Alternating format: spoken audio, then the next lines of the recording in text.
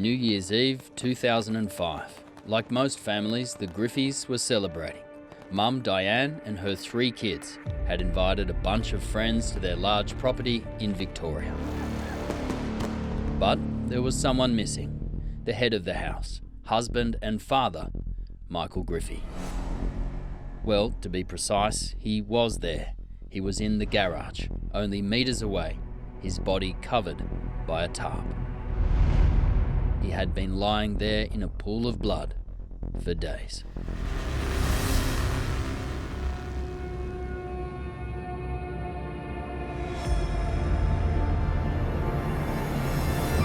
My name is Denham Hitchcock, and I've been working in television news and current affairs for 25 years. I've covered war zones, natural disasters, I've seen the best in mankind and the absolute worst. But I have never seen a case like this, with such overwhelming evidence that somebody clearly got away with murder. Now, with your help, this video series will attempt to solve this crime, one of Australia's biggest murder mysteries. Michael Griffey was far from perfect. He made his mistakes. But what he didn't deserve was to die face down on the concrete floor of his garage, and then for Australia to forget. The crime scene held plenty of clues, and these will be invaluable. Michael had severe head injuries, blunt force trauma to the back of the skull. The attack had been ferocious. There was no forced entry to the garage. A nearby safe was open and empty. His wallet and phone were taken. The boot to his favourite car, a black Monaro, was popped open. Inside was a briefcase, also open, also empty. Finally, his work diary was missing 2 pages, torn out in a hurry, the 27th and the 28th of December.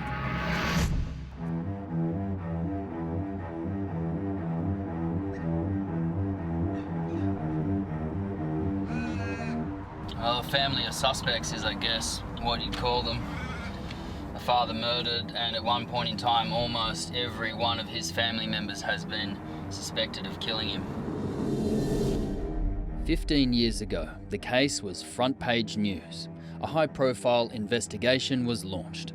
Early on, it seemed each family member had their own motive. None more so than Michael's only son.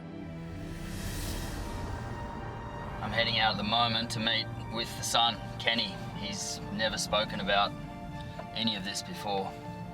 We'll see where it leads us.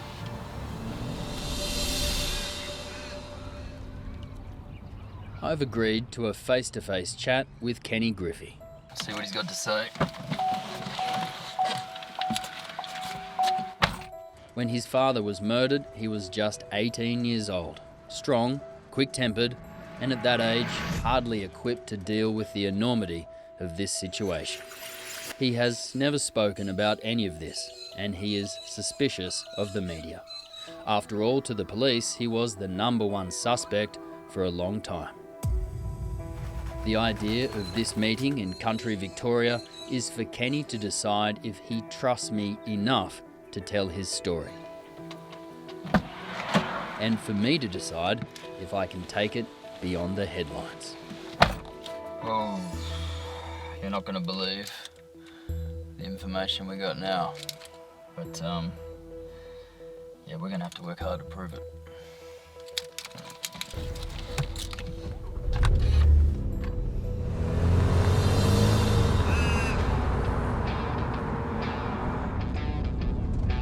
Helping me with the story is 7 News reporter Taylor Auerbach. We have some miles to cover. In short, gather information, verify claims, find the witnesses. We lodge applications with 5 separate government departments, including the Supreme Court. Do you think it would likely be this week, right, that we'd be able to get our hands on it? It's a process. In Australia, the authorities are never as transparent as they claim to be. He says he's not sure how long it'll take, but one thing he knows about his registry is that they work quickly. Sure.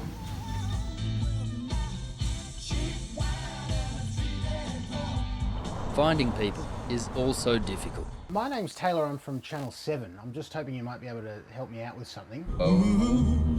People move on, remarry, change names. Do you know how old the house is? Sometimes they're happy to be found, Can I leave you my card? sometimes not. You don't want to know anything about it. We quickly identify 24 people we want to speak to, but the main players are the obvious ones. There's the victim, Michael Griffey. His then wife, Diane. Then there's Kenny, who I just met in the park. And his two sisters, Natasha and Cassandra. Come on, Michael. How did this happen? Who done it? Michael had been unfaithful to his wife, Diane, and she was the sole beneficiary of a life insurance policy. The son Kenny had a strained relationship with his father, who had recently stopped funding his race car team. And only 3 people knew the combination to that garage safe, including one of the daughters, Natasha.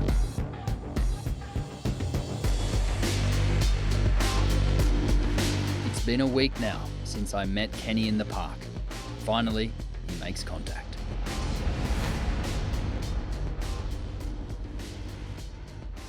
How's the night going for you? It's been busy. It's been very busy. Hang on a second, mate. I'm just going to turn the telly down. You're on it. It's been a little bit hectic. Maverick's a little bit crazy, but it's alright. Kids are going nuts. Yeah, nothing good. Ava's in bed already. Tucker's just about cooked. Oof.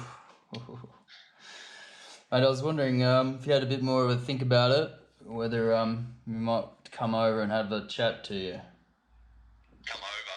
Yeah, come over to the house, come over and chat to you. Look, I'm hesitant, but, I'm sick of hearing that it's in the media especially that nobody cares. I care. And I've got some concerns that I want to discuss with you. So if you could come around, that'd be great. Okay, perfect. We can be there probably tomorrow, probably about tomorrow. Arvo will come over. Yeah, that'd be fine, mate. I'll make time, no problem. Okay, great, Kenny. Thanks a lot, mate. We'll see you soon. Thanks, mate. Bye.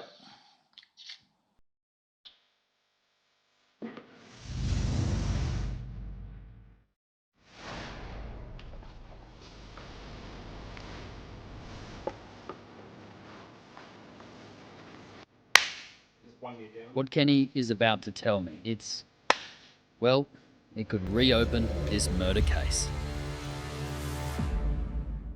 Money, one of the oldest and most persuasive of all motives.